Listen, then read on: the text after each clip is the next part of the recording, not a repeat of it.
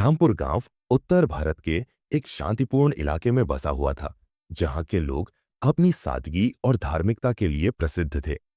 गांव के प्रत्येक घर में एक ही आवाज गूंजती थी, राम का नाम लो और सुखी रहो।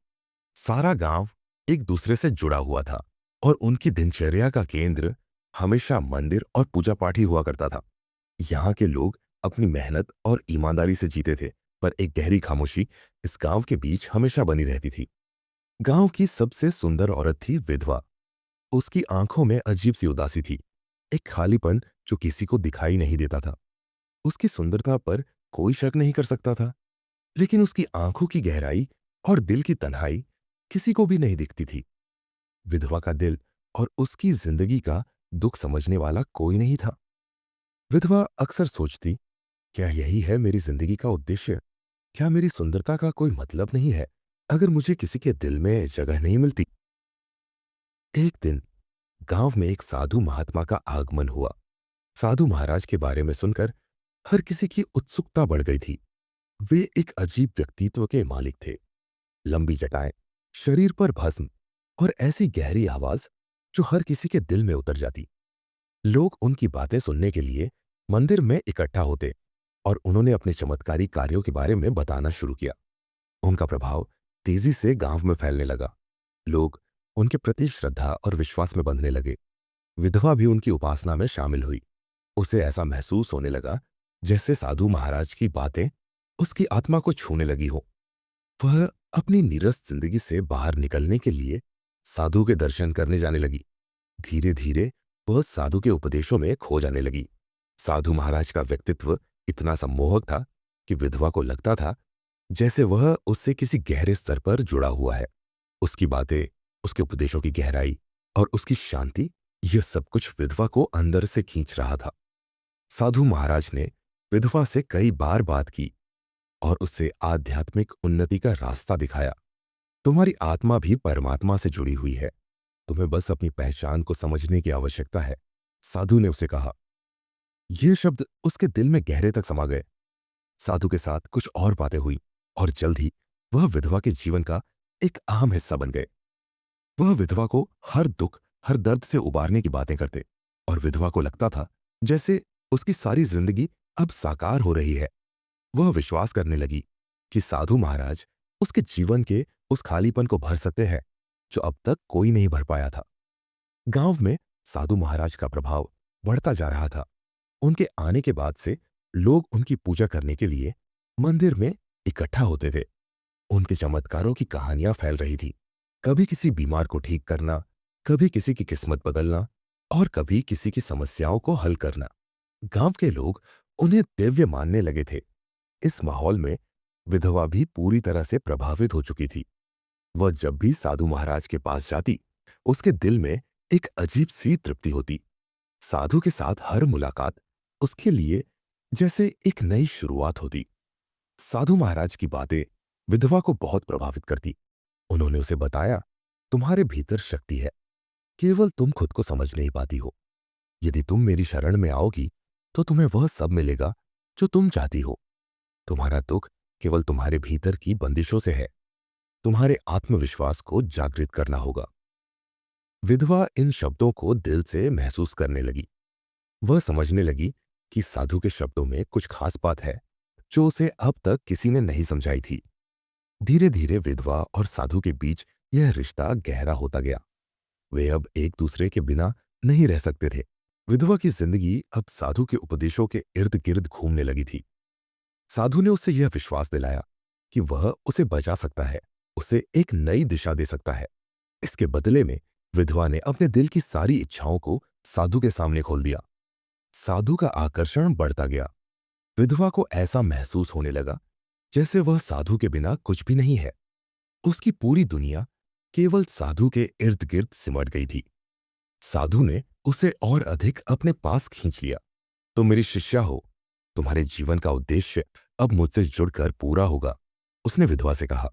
एक शाम जब गांव का मंदिर सुनसान था और सभी लोग अपने अपने घरों में थे, साधु ने विधवा से गुपचुप मुलाकात की। वह विधवा को यह समझाता रहा कि उसके भीतर एक दिव्य शक्ति है जिसे केवल साधु ही जागृत कर सकते हैं। विधवा ने साधु की बात पर विश्वास करना शुरू कर दिया था। वह साधु के करीब आने लगी। वह रात बदल गई।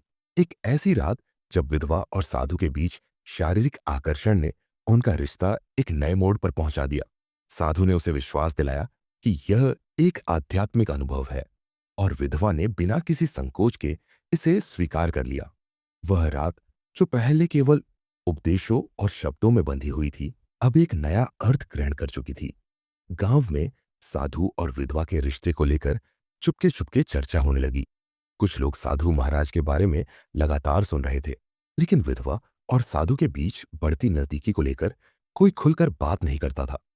धीरे धीरे अफवाहें फैलने लगी। विधवा अक्सर साधु के पास आती जाती थी और गांव वाले यह सब देख रहे थे। किसी ने कहा, कुछ तो गड़बड़ है, साधु महाराज और विधवा का संबंध ठीक नहीं लग रहा। गांव में कुछ लोग साधु के प्रति अधिक श्रद्धा रखते थे, जबकि कुछ लोग उनके बारे में संदेह करने लगे थे। एक दिन गांव के कुछ युवकों ने विधवा और साधु को एक साथ देखा। उन्होंने यह बात पंचायत के सदस्यों तक पहुंचाई। पंचायत ने इस मामले पर विचार करने के लिए एक बैठक बुलाई। गांव में बड़े बुजुर्ग और सम्मानित लोग इकट्ठा हुए। पंचायत ने तय किया कि इस मुद्दे को पंचायत की अदालत में उठाया जाएगा। जब पंचायत के हॉल में लोग जमा हुए तो हर चेहरे पर गुस्सा और नाराजगी का भाव था। गांव के लोग इस पूरे मामले से अत्यधिक आहत थे। रामपुर जैसे शांतिपूर्ण गांव में अचानक ऐसा विवाद खड़ा हो गया। पंचायत की बैठक में पहले विधवा को बुलाया गया। गांव के बुजुर्गों ने उससे सवाल पूछे, क्या यह सच है कि तुमने साधु महाराज के साथ गलत संबंध बनाए हैं? विधवा ने अपनी आंखों में आंसू समेटे हुए कहा, मैं जानती हूं कि मैंने गलत किया है, लेकिन मुझे यह सब समझ नहीं आया। साधु महाराज ने मुझे सब सिखाया और मैं उनकी बातों में फंस गई। विधवा की बातें सुनकर कुछ लोग दुखी हुए, जबकि कुछ लोग उससे गुस्से में थे।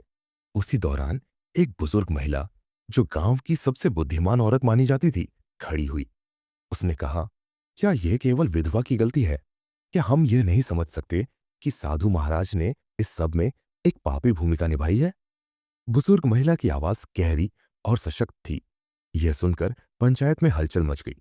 कुछ लोग साधु के पक्ष में थे, जबकि कुछ ने उसे दोषी ठहराया। अंततः यह फैसला हुआ कि साधु महाराज को गांव से बाहर कर दिया जाएगा। साधु महाराज ने खुद को निर्दोष बताते हुए कहा, यह सब सिर्फ अफवाहें हैं, मैं किसी को चोट पहुंचाने का विचार नहीं रखता। लेकिन पंचायत ने अपना फैसला सुनाया और उन्हें गांव से बाहर भेज दिया। साधु महाराज के गांव से जाने के बाद रामपुर में एक अजीब सा सन्नाटा फैल गया। लोग अब यह सोचने लगे थे कि क्या सच में वे जो कुछ भी देख रहे थे वह सही था या नहीं। कुछ लोग यह मानते थे कि साधु ने उनके विश्वास को तोड़ा था, जबकि कुछ का कहना था कि यह सब केवल अफवाहें थीं। साधु के जाने के बाद विधवा के जीवन में एक गहरी खामोशी छा गई। वह अब अकेली महसूस करने लगी थी। साधु के बिना उसकी जिंदगी एक खालीपन से भर गई थी, लेकिन इस खालीपन ने उसे अपनी जिंदगी पर ध्यान केंद्रित करने का एक नया अवसर दिया। गांव के बुजुर्गों ने विधवा को फिर से गांव में अपने सम्मान को बहाल करने का सुझाव दिया, लेकिन विधवा को खुद को ढूंढने और अपने भीतर की शक्ति को पहचानने का वक्त चाहिए था। वह अपने अंदर हो रहे बदलाव को महसूस कर रही थी और अब उसे यह समझ में आने लगा था कि उसकी जिंदगी का उद्देश्य सिर्फ साधु के उपदेशों में नहीं था, बल्कि उसे अपने स्वयं के भीतर की शक्ति को पहचानने की जरूरत थी। गांव में अब सब कुछ धीरे धीरे सामान्य हो रहा था। लोग साधु महाराज की काली छाया को भूलने लगे थे। वहीं विधवा ने अपनी गलती को सुधारने के लिए गांव में एक नई दिशा में कदम रखा। विधवा ने गांव की महिलाओं को शिक्षित करने और समाज में बदलाव लाने की दिशा में काम करना शुरू कर दिया। उसने यह समझ लिया था कि जब तक वह खुद को सुधार नहीं सकती, तब तक वह दूसरों की मदद नहीं कर सकती। गांव में हुए इस पूरे घटनाक्रम ने लोगों को यह सिखाया कि किसी भी संबंध में विश्वास और समझ दोनों जरूरी होते हैं। विधवा ने अपनी ताकत को पहचान लिया था। उसने अपने अनुभवों से सीखा था कि केवल बाहरी आकर्षण ही किसी के जीवन को पूरी तरह से पूरा नहीं कर सकता। रामपुर गांव अब धीरे धीरे अपने पुराने स्वरूप में लौटने लगा था। विधवा ने अपने जीवन को एक नई दिशा दी और अपनी आत्मनिर्भरता से लोगों के लिए एक मिसाल बन गई। एक छोटे से गांव में एक लड़की थी जिसका नाम नंदिनी था। वह अपनी माँ के साथ एक साधारण सी झोपड़ी में रहती थी और उनके पास जो कुछ भी था वह बहुत कम था। नंदिनी का सपना था कि वह एक दिन अपने गांव से बाहर जाकर बड़ी बन सके, लेकिन उसके पास न तो पैसे थे और न ही कोई विशेष संसाधन। वह दिन रात मेहनत करती थी, अपनी माँ के साथ खेतों में काम करती और फिर थोड़ी देर पढ़ाई करती। गांव में एक मंदिर था जहां साधु बाबा रहते थे, जिनकी प्रसिद्धि गांव गांव में फैली हुई थी। वे बड़े ज्ञानी और पवित्र व्यक्ति माने जाते थे।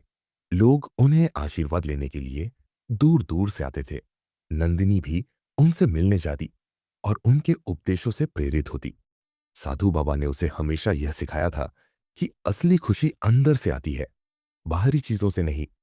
लेकिन नंदिनी को हमेशा यह लगता था कि अगर वह गरीब नहीं होती तो उसकी जिंदगी बहुत अलग होती। एक दिन साधु बाबा ने उसे एक चमत्कारी बात बताई।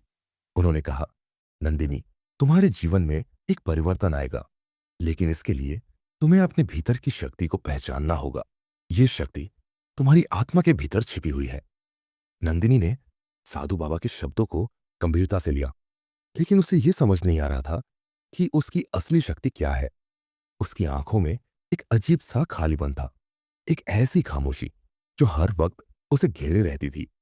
वह चाहती थी कि उसकी जिंदगी में कोई बड़ा बदलाव हो, लेकिन उसे रास्ता नहीं दिखाई देता था। एक दिन गांव में एक नया आदमी आया। उसका नाम कृष्णा था। वह एक व्यापारी था और उसका आना गांव में एक हलचल का कारण बन गया। वह हमेशा गांव के बाजार में दिखता और उसकी बातें बहुत आकर्षक होती। कृष्णा ने नंदिनी को पहली बार देखा और उसकी मासूमियत और दृढ़ संकल्प को महसूस किया। वह नंदिनी के करीब आया और कहा, तुम में एक विशेष गुण है। तुम्हारी आंखों में जो गहरी उदासी है वह तुम्हारी ताकत बन सकती है। नंदिनी हैरान हो गई। क्या तुम जानते हो मेरी आंखों में क्या है? कृष्णा हंसते हुए बोला, तुम्हारे अंदर एक संघर्ष है और वही संघर्ष तुम्हारी शक्ति बनेगा। तुमने कभी महसूस किया है कि जब तुम किसी से डरती हो तो उस डर को पार करने की ताकत भी तुम में ही होती है? नंदिनी को कृष्णा की बातें गहरे तक प्रभावित करने लगी। उसने महसूस किया कि शायद वह अब तक अपने डर और खामोशी को ही अपनी कमजोरी समझ रही थी। लेकिन कृष्णा की बातों ने उसे आत्मविश्वास दिया कि वह अपनी परिस्थितियों से ऊपर उठ सकती है। कुछ महीनों बाद गांव में एक बड़ी मुसीबत आई। गांव के पास स्थित नदी का पानी अचानक बढ़ने लगा और वहां बाढ़ का खतरा बन गया। गांव के लोग डर से कांप रहे थे, क्योंकि बाढ़ आने पर सारी फसलें और घर बह सकते थे। सभी लोग गांव के मंदिर में इकट्ठा हुए थे, लेकिन कोई नहीं जानता था कि क्या करना चाहिए। नंदिनी ने सोचा, अगर मैं अभी कुछ नहीं करूंगी तो ये गांव हमेशा के लिए नष्ट हो जाएगा। उसने कृष्णा की बातों को याद करते हुए अपनी ताकत पहचानने की कोशिश की। वह जल्दी से गांव के पुरुषों के पास गई और कहा, हमें तुरंत नदी के किनारे बांध बनाना होगा अगर हमें बाढ़ से बचना है। गांव के लोग नंदिनी की बातों पर विश्वास नहीं कर रहे थे, लेकिन नंदिनी ने हार नहीं मानी। उसने सबको एकजुट किया और काम शुरू कर दिया। महिलाएं और पुरुष मिलकर काम करने लगे और थोड़ी देर बाद गांव के पास एक छोटा सा बांध बना लिया गया। उस बांध ने नदी के पानी को नियंत्रित किया और गांव को बाढ़ से बचा लिया। गांव के लोग नंदिनी की बहादुरी और साहस को देखकर हैरान रह गए।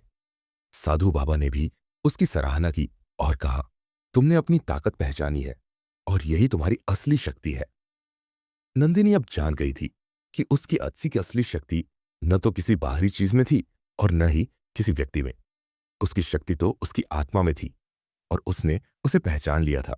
यह कहानी नंदिनी की आत्मखोज और संघर्ष की है, जो अंततः अपनी आंतरिक शक्ति को पहचानती है और उसे सही दिशा में उपयोग करती है। उम्मीद है आपको यह कहानी पसंद आई होगी। विधवा और नंदिनी का मिलन। साधु महाराज के जाने के बाद विधवा ने खुद को ढूंढने और अपने जीवन को नई दिशा देने का फैसला किया। उसने गांव की महिलाओं को शिक्षित करने और उनकी समस्याओं को सुलझाने का बीड़ा उठाया। जब नंदिनी ने बाढ़ से गांव को बचाया तो विधवा उसकी बहादुरी देखकर उसकी ओर खिंच गई। दोनों महिलाएं एक जिसने अपनी कमजोरियों को पहचाना और सुधार की ओर बढ़ी, और दूसरी जिसने अपनी ताकत को खोजा और सबके लिए प्रेरणा बनी, अब एक दूसरे की सबसे बड़ी सहायक बन गई। रामपुर धीरे धीरे अपनी पुरानी छवि को बदल रहा था। विधवा और नंदिनी ने साथ मिलकर गांव के लिए एक नई शुरुआत की। अब वे न केवल महिलाओं को शिक्षित कर रही थी, बल्कि उन्हें यह भी सिखा रही थी कि उनकी असली ताकत उनके आत्मविश्वास और संघर्ष में छिपी है। लेकिन नंदिनी की आंखों में अब भी कुछ अधूरा था। वह गांव से बाहर की दुनिया देखना चाहती थी, कुछ बड़ा करना चाहती थी।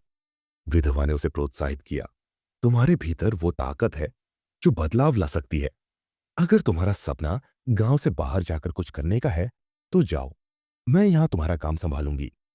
यह सुनकर नंदिनी ने गांव को छोड़ने का फैसला किया।